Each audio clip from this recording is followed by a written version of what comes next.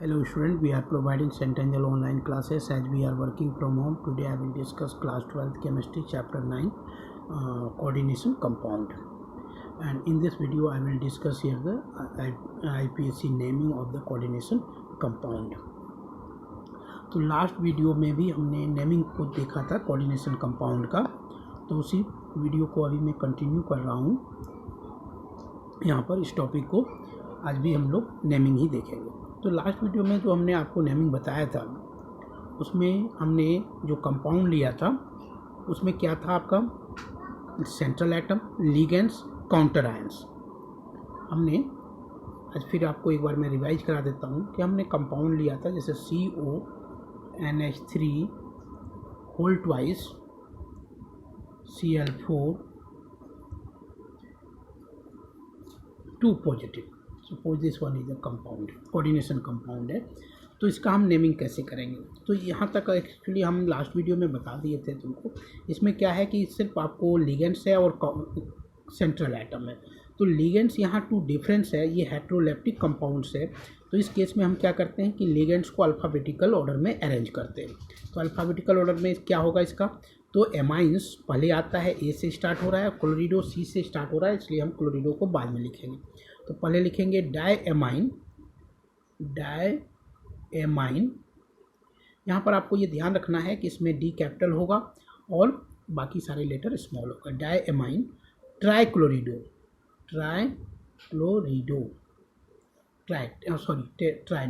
टेट्राक्लोरिडो। डायएमाइन tetra, try मतलब 3 होता है, टेट्रा 4 है, क्या लिखेंगे? टेट्रा क्लोरिडो। फिर मेटल का नेम देते हैं। मेटल का नेम क्या होता है? एज इट इज होता है जो नेम है। कोबाल्ट, तो कोबाल्ट ही लिखाएगा यहाँ पर, कोबाल्ट। और फिर इसका ऑक्सीडेशन स्टेट हम देंगे। तो ऑक्सीडेशन स्टेट आपको निकालना पड़ेगा। तो x + 0 × 2 - 1 × 4 = +2 and x equal to कितना हो जाएगा? तो +2 + 4 मीन्स +6। तो रोमन लेटर में आपको यहाँ पर 6 देना है। ये हो गया इसका नेमिंग। हमने ये भी बताया था कि यदि क्या हो, काउंटर आयंस हो, कोई काउंटर आयंस हो, तो उसका हम नेमिंग कैसे करेंगे? तो सपोज करो कि एक कंपाउंड हम ले रहे हैं जैसे CuH2O होल 6 Cl2। ये मैं लास्ट वीडियो में ऑलरेडी डिस्कस कर चुका हूँ। तो इस कंपाउंड का यदि नेमिंग करना हो तो हम क्या करते हैं, इसमें लिगेंड्स है, सेंट्रल एटम है और काउंटर आयंस है। तो पहले हम लिगेंड्स को लिखेंगे। तो क्या हो जाएगा इसका नेम? Hexa aqua. यहाँ भी यही ध्यान रखना है आपको कि एच कैपिटल होगा, बाकी सारे लेटर क्या होगा? स्मॉल होगा। Aqua, hexa aqua. हेक्सा हम 6 के लिए हेक्सा लगा रहे हैं, वाटर के लिए एक्वा होता है, तो हेक्सा एक्वा। फिर मेटल का नेम लेंगे तो यहाँ क्या हो जाएगा? कॉपर हो जाएगा, कॉपर। और फिर यहाँ पर ऑक्सीडेशन स्टेट डालेंगे इसका। तो ऑक्सीडेशन स्टेट क्या होगा? x + 0 × 6 - 1 × 2 = 0। तो x इक्वल टू क्या आ जाएगा? +2। तो रोमन लेटर में 2। इसके बाद आपको काउंटर आयंस लिखना है। तो काउंटर आयन क्लोराइड है तो हम क्लोराइड लिखेंगे, डाइक्लोराइड नहीं लिखेंगे, क्योंकि काउंटर आयंस में हम प्रीफिक्स नहीं लगाते हैं। तो यहाँ क्या होगा? सिर्फ क्लोराइड हो जाएगा, क्लोराइड। यदि 3 भी होता तो भी हम क्लोराइड लिखते, 1 होता तो भी हम क्लोराइड ही मेंशन करते। अब नेक्स्ट आपको मैं बताने जा रहा हूँ यहाँ पर कि क्या हो यदि कोई केटायन जुड़ा हो कोऑर्डिनेशन कंपाउंड में। कोऑर्डिनेशन कंपाउंड में कोई केटायन जुड़ा हो जैसे K3FeCN होल 6। यदि ऐसा हो कि कोई केटायन जो है कोऑर्डिनेशन कंपाउंड से पहले जुड़ा हुआ है, ब्रैकेट से पहले जुड़ा हुआ, तो फिर हम नेमिंग कैसे करें? तो इस केस में जब आपको क्या हो, केटायन हो, लिगेंड्स हो, सेंट्रल एटम हो, तो उस केस में पहले केटायन का नेमिंग करते हैं। तो पोटेशियम, के क्या है? पोटेशियम है, तो सिर्फ हम पोटेशियम लिखेंगे, ट्राई पोटेशियम नहीं लिखेंगे, क्योंकि हमने आपको बताया कि जो भी स्क्वायर ब्रैकेट के बाहर होता है उसमें हम कोई भी प्रीफिक्स नहीं डालते हैं। तो ये सिर्फ हो जाएगा पोटेशियम, SSIUM, पोटेशियम। फिर आपको लिगेंड्स लिखना है, मीन्स केटायन देन लिगेंड्स क्या है, यहाँ पर CN है तो लिखेंगे हेक्सा H कैपिटल होगा, हेक्सा साइनो या फिर साइनिडो भी लिख सकते हैं, hexa cyano.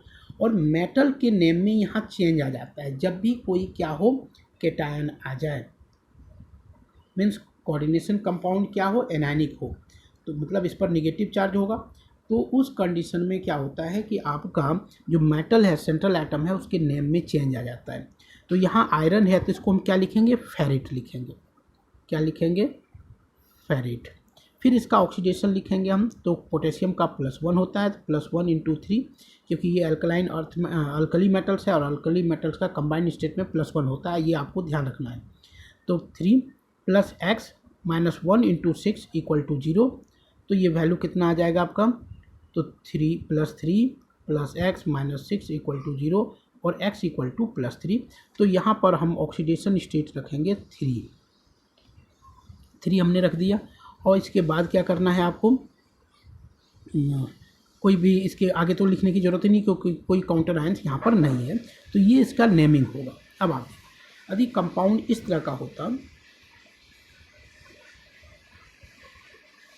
A9 coordination compound जो है एनायनिक फॉर्म में यदि होता, जैसे FeCN6, इसी कंपाउंड को हम ले रहे हैं, तो यहाँ पर क्या आ जाएगा, 3 निगेटिव चार्ज आ जाएगा, क्योंकि पोटेशियम हटा तो 3 निगेटिव चार्ज। या मान लो कोई भी कंपाउंड इस तरह का आ जाए जिस पर क्या हो, निगेटिव चार्ज हो। ये आपको ध्यान रखना है कि चार्ज क्या हो, निगेटिव चार्ज हो। तो उस केस में जो आपका नेमिंग होगा वो एज इट इज होगा जैसे आपका केटायंस के केस में हो रहा था। तो यहाँ क्या होगा, यहाँ एक्चुअली कोई केटायन है नहीं, काउंटर आयंस है नहीं, तो इस केस में आपको क्या लिखना है, लिगेंड से स्टार्ट करना है। तो क्या हो जाएगा, हेक्सा, यहाँ कैपिटल आ जाएगा, हेक्सा साइनो। और आयरन को हम फेरेट ही कहेंगे, यहाँ पर फेरेट। यहाँ पर हम आयरन कह रहे थे और अब जाके मेटल के नेम में चेंज आ गया फेरेट, और फिर ऑक्सीडेशन स्टेट इसमें भी 3 ही आएगा। और हम आयंस यहाँ लिख सकते हैं, आयंस क्योंकि चार्ज है तो आयंस हम बाद में डाल सकते हैं इसमें। तो मैं ये बता दूं कि इस केस में जब क्या हो, जब आपका कोऑर्डिनेशन कंपाउंड क्या हो, एनायनिक फॉर्म में हो, ठीक है। इफ एनायनिक फॉर्म में कब होगा, जब कोई केटायंस यहाँ जुड़ा होगा या फिर केटायन आयोनाइज हो जाए तो यहाँ निगेटिव चार्ज में होगा। तो क्योंकि आप ये जानते हो ये प्लस है तो ये माइनस है। इफ कोऑर्डिनेशन कंपाउंड क्या हो, कोऑर्डिनेशन कंपाउंड किस फॉर्म में हो, एनायन के फॉर्म में हो, एनायनिक फॉर्म में भी हो, एनायनिक फॉर्म। तो उस केस में क्या होता है कि जो मेटल होता है, सेंट्रल एटम जो होता है, इसके नेम में क्या होता है, चेंजेज आ जाता है। क्या चेंज आता है, सेंट्रल एटम का जो नेम होता है, central atom name will change. क्या चेंज आता है, सो देखो आप इसमें चेंज क्या आएगा कि यदि आयरन है तो आयरन के केस में उसको हम फेरेट कहेंगे, फेरेट। यदि सिल्वर है, सिल्वर के केस में उसको कहेंगे अर्जिनेट कहेंगे। और यदि गोल्ड है तो इसको ऑरेट कहते हैं, ऑरेट कहलाता है। बाकी जो मेटल होगा, इस तीनों को छोड़ के, आयरन सिल्वर गोल्ड को छोड़ के बाकी जो मेटल होगा उसमें ATE सफिक्स लग जाएगा। यदि कॉपर है तो क्यूपरेट, कोबाल्ट है तो कोबाल्टेट, यदि कोबाल्ट है तो इसको क्या कह देंगे, कोबाल्टेट कहेंगे। ये आपको ध्यान रखना है। 1-2 एग्जाम्पल मैं देता हूँ, आपको समझ में आ जाएगा। नवसी यदि हम कोई कंपाउंड ले लेते हैं जैसे CONH3 होल ट्वाइस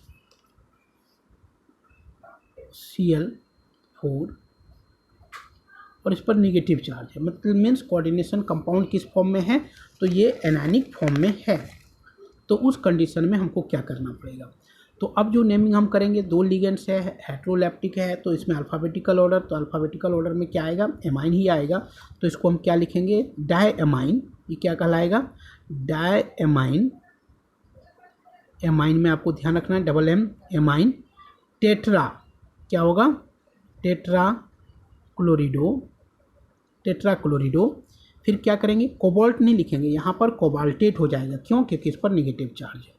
या तो यहाँ पर कोई कैटायन हो या फिर यहाँ निगेटिव चार्ज हो, मीन्स एनायनिक फॉर्म में हो, तो ये क्या हो जाएगा, टेट्रा क्लोरिडो, और इसका नेम हो जाएगा कोबाल्टेट। मीन्स जो भी मेटल होगा, ये तीनों को छोड़ के, ये जो तीन हमने दिखाया है, आयरन, सिल्वर, गोल्ड, तीन, इसको छोड़ के बाकी जो मेटल होगा उसमें क्या होगा, नेम में लास्ट में सफिक्स लग जाएगा ATE। ये सफिक्स लग रहा है, ये जो है क्या लग गया, सफिक्स लग गया, ATE सफिक्स, कोबाल्टेट। फिर इसका ऑक्सीडेशन स्टेट देंगे और फिर आयंस हम लिख सकते हैं यहाँ पर। तो अब आप देखो, इसका ऑक्सीडेशन स्टेट क्या हो जाएगा, X + 0 × 2 -1 × 4 = -1, और X = -1 + 4 क्या हो जाएगा आपका 3। तो रोमन लेटर में यहाँ पर 3 मेंशन करेंगे। तो ये इसका क्या होगा नेमिंग। अब देखो कुछ ऐसे भी कंपाउंड होता है